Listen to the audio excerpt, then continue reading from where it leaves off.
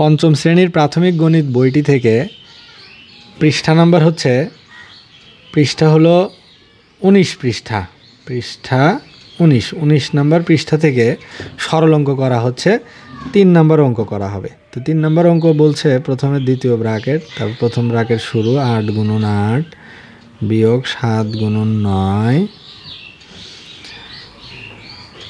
প্রথম ব্র্যাকেট শেষ গুণন 40 বিয়োগ 6, দ্বিতীয় ব্র্যাকেট শেষ ভাগ 17। ওকে, তো এটা হলো অঙ্ক।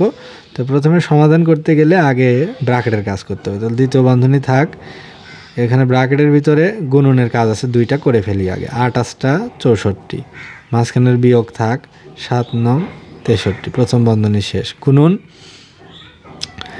এখানে 40 বিয়োগ 6, এটা কাজ করা যাবে না, হুবহু রাখতে হবে। দ্বিতীয় বন্ধনী শেষ ভাগ কত 17। এবার এখানে দ্বিতীয় বন্ধনী থাক 64 ভিতর থেকে 63 বাদ দিলে থাকে 1 গুণন 40 বিয়োগ 6, দ্বিতীয় বন্ধনী শেষ ভাগ 17। এবার পরবর্তী লাইনে আগে গুণনের কাজ এইটুকু।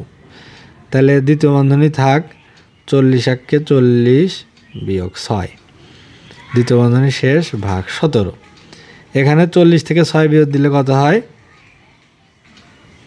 34, তাহলে 34 ভাগ 17।